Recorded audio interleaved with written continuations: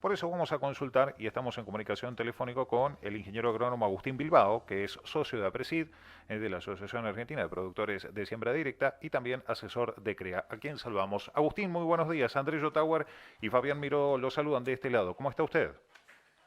Hola, buen día Andrés y Fabián, ¿cómo están? Muy buen día y a la audiencia. Bueno, muchísimas gracias por atendernos y sabemos que venís trabajando sobre este tema desde hace un buen tiempo y parece que se ha planteado un paradigma o yo no quiero utilizar esta palabra, pero lamentablemente te lleva agricultura ecológica por un lado, agricultura convencional por el otro. ¿Qué hay en todo esto, sobre todo teniendo en cuenta que la agricultura convencional utiliza la tecnología, utiliza fitosanitarios, utiliza otras cuestiones que hacen a que del otro sector o de la otra vereda sea tan criticado? ¿Cuál es tu posición al respecto y si nos podés desasnar en este sentido? Sí, no sé si desasnar, mi posición te la puedo dar tranquilamente. Yo más que nada, bueno, soy asesor y pequeño productor acá en el sudeste de Buenos Aires y venimos también con estos temas desde hace tiempo y nosotros en realidad vemos que hay como cuatro posiciones, ¿no? Que me gustaría plantear. Bien. A ver.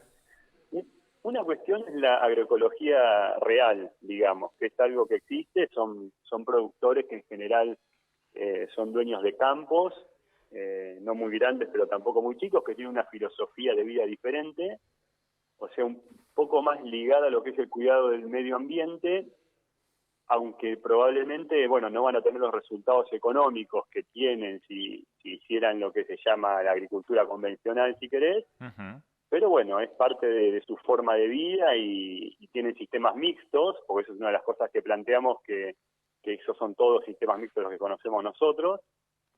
Y bueno, lo vemos totalmente factible y lo respetamos y nos parece un ejemplo de algo súper interesante que puede dar hasta territorialidad a Argentina y más gente viviendo en el campo. Y la verdad que es algo interesante, lo que no vemos que sea muy masificable, digamos. Ujú. Entonces ahí entra la segunda categoría de los cuatro que te voy a marcar. Ese sería agroecología real. Después tenés agroecología militante, ¿no? Que ahí es donde generalmente se empieza a polarizar un poco la cosa. Y bueno, y nosotros lo que vemos es que muchas veces ellos no ven la realidad o no la cuentan como es. Y tratan de prohibiendo, en lugar de cambiar los hábitos de consumo, lo que quieren es prohibir cosas porque para ellos la agricultura tiene que ser de determinada manera. Y nosotros lo que vemos ahí es una gran contradicción y hasta hipocresía, diría, porque ellos, o sea, nosotros, por ejemplo, ahí le decimos, bueno, pará, pero con el sistema de producción que vos me estás diciendo, Argentina podría exportar un tercio de los alimentos que exporta y bueno, no habría plata y no habría alimento para muchas personas en el mundo. Bueno, Inge... medio que eso te lo relativizan Ujú. eh, y por otro lado usan teléfonos celulares, andan en autos, que Argentina si no exportara alimentos seguramente ni siquiera tendría. Entonces tenemos Y, grandes contradicciones y vemos una irresponsabilidad muy grande porque confunden a gente que realmente no está en el tema y que se asusta con estas cosas, ¿no es cierto? Como me pasa a mí cuando escucho la palabra minería a cielo abierto. Yo me asusto, no tengo ni idea de lo que es. Y bueno, y el tema es que de estas dos agroecologías que hablamos, que es la real y la militante, la que se escucha siempre en los medios y la que levanta la voz es la militante, ¿no es cierto? ingeniero Fabián Miro, lo saludo, ¿cómo le va? Bueno, acá Gualeguaychú ¿Cómo anda, Fabián? tiene una ley, una ordenanza, ¿sí? En donde se prohibió el uso de glifosato hace 2 o 3 años ya. 2 o 3 años aproximadamente. Gualeguaychú, le cuento, tiene un ejido de 33.000 hectáreas, 17.000 de ellas son productivas y en este momento, bueno, en algunos campos están creciendo espinillo nada más porque no se puede hacer otra cosa. Cuando usted dice militante, esto lo relaciona con la política partidaria de alguna manera, no digo que usted lo esté haciendo, ¿no? Pero Mm. con una ideología política. Sí, sin duda, sin duda, sin duda que es una ideología política que se ve en varios aspectos de la vida y bueno, ha llegado a la agricultura, eh, políticas, pero ni siquiera me refiero a partidarias, que no estoy diciendo que un partido esté atrás de esto, pero evidentemente el dilema es más que nada político. Y bueno, y ahí entonces te doy las otras dos. Tenemos agroecología real y militante por un lado, y tenemos lo que nosotros decimos agricultura BPA y agricultura empastillada por el otro lado, ¿no? Si queremos irnos a los dos del medio y los dos extremos. Agricultura BPA es lo que nosotros tratamos de hacer. Hay algo que es muy interesante de saber, que nosotros, creo que en eso la mayoría de las personas estamos de acuerdo, que queremos cuidar la naturaleza. Eso es un concepto simple y yo creo que la gran mayoría estamos de acuerdo en esto. Y cuando hablamos con especialistas en sustentabilidad, lo que te dicen es que no existe un sistema sustentable, que lo que existen son trayectorias sustentables, porque como la naturaleza es dinámica, vos no podés decir, mirá, yo quiero volver al año 1920 cuando no contaminábamos el planeta Tierra. Eso no existe, una porque antes también se contaminaba mucho y había mucha pérdida de suelos por erosión, pero además porque al ser dinámica la naturaleza no hay un punto en el cual vos tenés que quedarte para no afectar la naturaleza, ¿no? Entonces eso me parece interesante. ¿Y de la siembra convencional qué me podés decir? Bueno, dentro de lo que nosotros decimos... Con tanto movimiento con tanto movimiento de suelo, ¿no? La labranza convencional. Exacto. Sí, bueno. Eso, bueno, nuestro país es uno de los países pioneros en la conservación del suelo por la siembra directa, digamos. Lo que es labranza convencional, en algunos campos no es tan perjudicial. O sea, en nuestra zona tenemos algunos campos con materia orgánica 5 o 6%, que si vos no tenés pendiente y no tenés, pendiente en el suelo, digamos que hay mucha que sí tenemos nosotros, hídrica. Que sí tenemos nosotros. Claro, y si además vos haces las labranzas en algún momento del año que no tenés vientos muy fuertes, en nuestra zona el problema principal es la erosión eólica. Sí. Necochea es famoso por sus vientos en algunos ámbitos. En primavera, si vos tenés el suelo desnudo, vos ves cómo se vuelan los suelos, es impresionante. Entonces, la siembra directa para nosotros viene a resolver un problema de erosión hídrica y eólica que se podría masificar a nivel mundial, pero bueno, hay países que tienen otras prioridades, evidentemente. Ahora, con la siembra directa sola no alcanza, ¿no? Ahí es donde nosotros decimos que las BPA, buenas prácticas agrícolas, que también está mal visto desde los que trabajan más con agroecología, la palabra, pero bueno, es la que usamos nosotros. Aparte de siembra directa, necesitas rotación de cultivos y aumentar la eficiencia en el uso de los recursos y de los insumos mediante prácticas que para nosotros son lo primordial, es conocimiento, monitoreo de los cultivos y de los suelos y aplicación de tecnología, que la verdad que avanza muy fuerte y nos viene a resolver muchos temas. Seguro. ¿Y existen algunos riesgos en el BPA, sobre todo? Sí, yo creo que riesgos existen en todos los sistemas y por eso hablamos de una mejora continua, de que siempre tratamos de mejorar cómo hacer las cosas. Y ahí me voy al otro de los 4 estándares que yo te venía diciendo, que sería la agricultura empastillada. Claro. Para nosotros también es irresponsable, que lo que hace es achicar un poco lo que es conocimiento, monitoreo, sobre todo eso, tecnología a veces usan, o sea, generalmente usan, pero bueno, agarran como grandes superficies de tierra, o algunos no, algunos son productores chicos que realmente manejan poco nivel de conocimiento. Entonces, todo eso que es bajo en conocimiento y en monitoreo se soluciona empastillando, lo decimos nosotros, que es tapando todo con insumos, con agroquímicos, fertilizando en los momentos en los que hay que fertilizar, lo cual también puede producir contaminación. Entonces, ese es el otro de los extremos que también tenemos que mejorarlo y también pensamos que es gente irresponsable la que trabaja de esa manera. Días pasados estuve en un ensayo, por llamarlo de alguna manera, ¿no? Gente de aquí, el ingeniero agrónomo Daniel Sánchez, sembró 38 hectáreas de soja en grupo 4 en forma ecológica, ¿no? Sin aplicación de agroquímicos, con aporcador y, bueno, los rindes van a ser de 18 quintales con suerte, bueno, más allá del clima, ¿no? Y todo lo demás. ¿Cómo ve usted a todo esto? Digo, ¿no? Está bien, estaba pegado a un casco urbano de una localidad llamada Gilbert, que no se puede obviamente pulverizar ni hacer nada, ¿no? Pero en una gran extensión, ¿esto es posible? ¿A controlarlo con un aparcador, pregunto? No, nosotros pensamos que eso a largo plazo no se puede, y te pongo ejemplos bien claros Ajá. de mi zona, que es la que Ujú. conozco, Ujú. y pasa exactamente lo que me estás contando vos. Nosotros somos un grupo grande de productores de CREA y de APRESID que trabajamos siempre con estos temas. Y de hecho, cuando hablamos de la agroecología real, cuando nosotros nos ponemos a escuchar los conceptos que ellos tienen, nosotros compartimos los mismos conceptos de cuidado.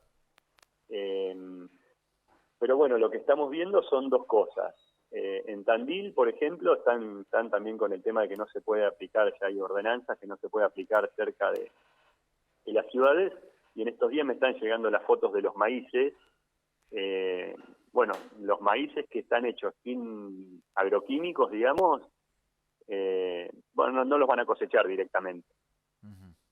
Y los maíces que están cerquita, pero inclusive usando cultivo de servicio, usando una cantidad Ujú. mínima Ujú. de fitosanitarios como para proteger a los maíces, bueno, van a dar 8.000, 9.000 kilos, y el que no tiene insumos, que yo no lo llamaría ni agroecológico, porque agroecológico es un sistema mucho más complejo Sí. que sembrar sin agroquímicos. Eso es uno de los grandes problemas que estamos teniendo al tratar de entendernos. Y el otro extremo también es lo que tenemos en Mar del Plata, que también se prohibieron 1.000 metros, eh, y bueno, ahí lo que tenés más que nada es desobediencia, desacato y problemas gravísimos entre vecinos. Esto genera un nivel de conflicto que lleva a la violencia directamente, ¿no es cierto? Ujú.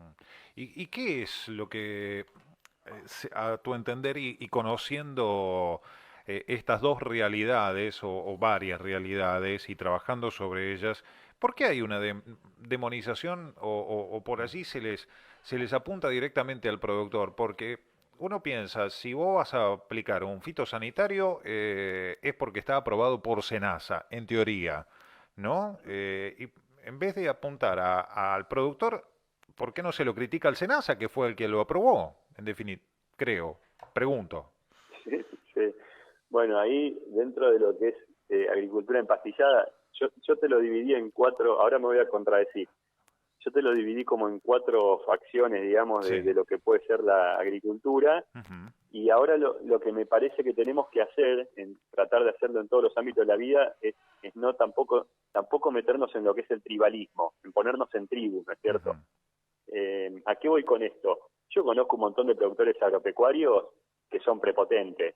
Claro.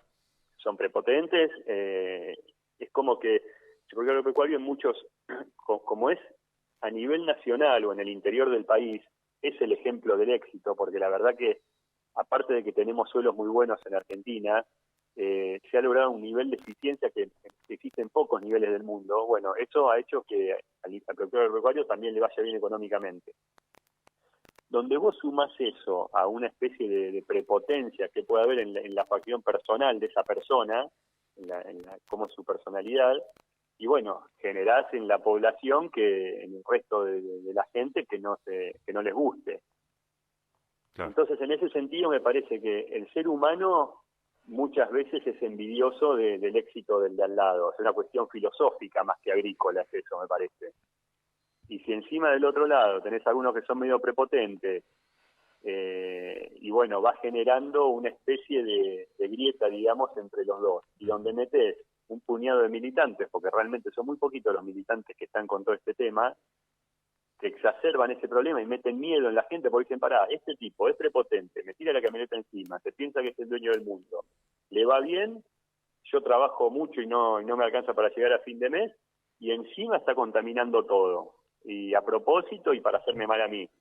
Donde juntás ese cóctel, Ujú. hay mucha gente que en realidad probablemente, si vos le fueras con la verdad, no estaría tan en contra de lo que es el productor o la agricultura, pero que bueno, todo ese cóctel te lleva a que estén en contra, Ujú. a que se manifiesten. Inclusive. Pero no hay una campaña contra, digamos, la producción que utiliza fitosanitarios. Acá lo vemos, ¿no? Inclusive algunos gremios docentes lo han hecho. ¿M? Es más, algunos Sí, productores agropecuarios que que yo considero que no son soberbios, que son dirigentes agropecuarios, en definitiva y productores, le han gritado asesino en la calle, acá en Gualeguaychú concretamente. Gente que no Es tiene terrible. el más mínimo conocimiento del tema. Veían un mosquito, es como si vieran un demonio. Está bien, por ahí algún mosquito estaba en algún lugar por el cual no tenía que circular, pero es como si vieran, no sé, el tanque de un país enemigo, no sé, una cosa de loco. Me parece que hay Sí, sí, es extremos, terrible.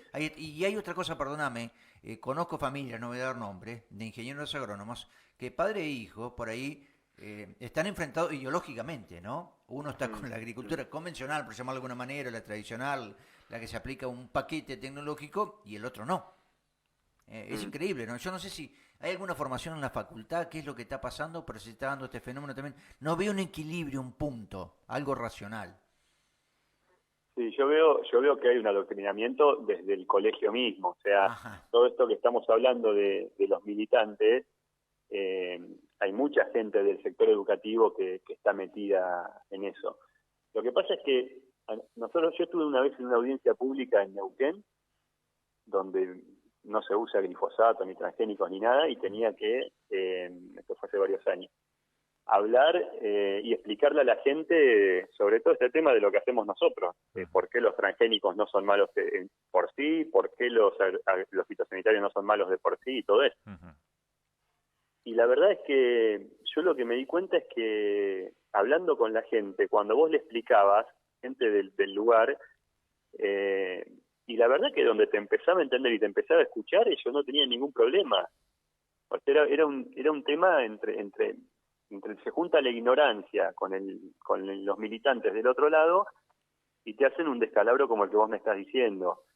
Y eso muchas veces nosotros nos lo adjudicamos a nosotros mismos porque somos muy eficientes trabajando tranqueras adentro, pero bueno, tranqueras afuera para llegar a la sociedad, evidentemente es una pata flaca que tenemos. Y lo que vos me comentás del padre y el hijo enfrentados, yo conozco algunos ejemplos también. Ujú. Paradójicamente, ese hijo vive con la tarjeta de crédito del padre.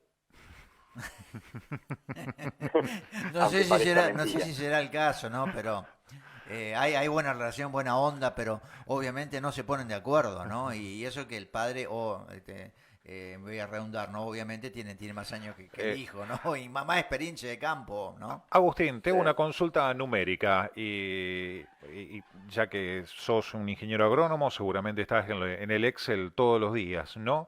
Mm. Llevando adelante un sistema mixto, un sistema agroecológico, ¿se puede llegar a producir como para que ingresen divisas a la Argentina a través de retenciones, de impuestos a la ganancia, bienes personales, etcétera, etcétera, como para mantener de alguna manera el costo que está manteniendo el Estado?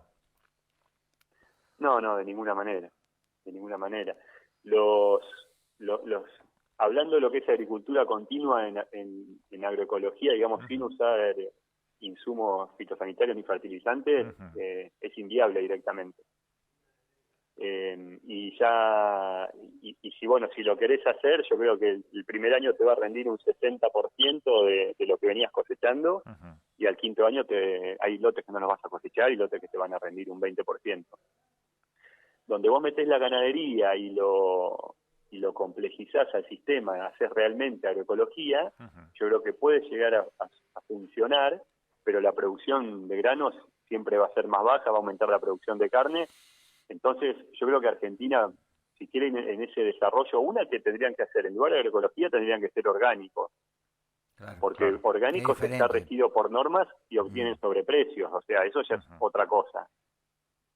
Y después tendría que desarrollar otros sectores, dando más valor agregado a los alimentos, y sectores de tecnología y cosas que tienen otros países del mundo que no tienen agricultura, pero bueno, estamos bastante lejos de eso. Se habla mucho de soberanía alimentaria. ¿Es posible la misma únicamente con agroecología? Eh, Llamando soberanía alimentaria a tener a sustentarlo con nuestros propios alimentos, digamos. Exacto. Bueno, yo calculo que eso se debería poder, porque si Argentina produce alimentos, son números que yo no manejo pero escucho, para 400 millones de Millones. personas, Ujú. y somos 44 millones de personas, por más que hagamos las cosas con mucho menor productividad, yo creo que deberíamos poder producir el 10% de lo que venimos produciendo hasta ahora. Pero es lo que veníamos diciendo, el que quiere eso tendría que dejar en este momento de usar teléfonos celulares, de usar autos, y tendría que, medicamentos, tendría que volver a una cueva y bueno, vivir de la caza y la recolección, porque no podríamos importar nada como país. Seguro. Agustín, de estos 4 pilares que mencionaste, o estos 4 segmentos que mencionaste al comienzo, a tu criterio, ¿cuáles serían los que deberían estar como para más o menos mantener un cierto equilibrio? Bueno, por supuesto que los extremos para mí no deberían estar. La agricultura empastillada, nosotros trabajamos día a día, inclusive con colegas, amigos, productores.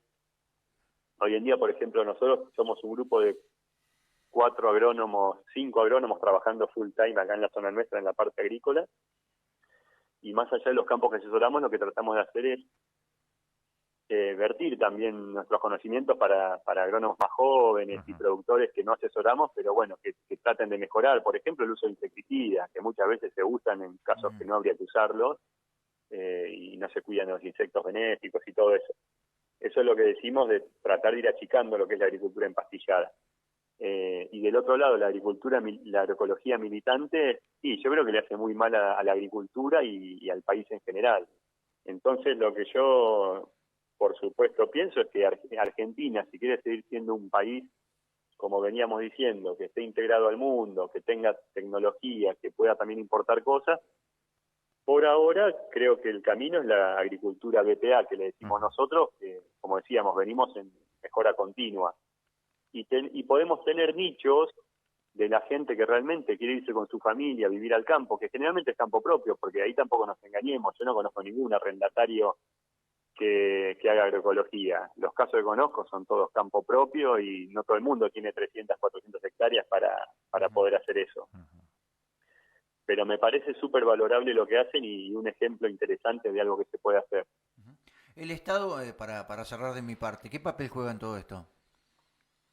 ¿Qué parte qué? El Estado, ¿qué papel juega en todo esto? Bueno, no sé, la verdad es que yo el papel que veo es muy endeble. O sea, nosotros en nuestra zona, por ejemplo, estamos tratando de que haya una ordenanza que regule el uso de agroquímicos hace un montón de tiempo. Y lo primero que te encontrás es que no hay ni ordenamiento territorial, entonces es imposible regularlo sin tener ordenamiento territorial. Y después lo que vemos es contradicciones súper gigantes. O sea, se habla más del glifosato, que si bien no es inocuo, es uno de los menos tóxicos y contaminantes en cuanto a fitosanitarios que hay.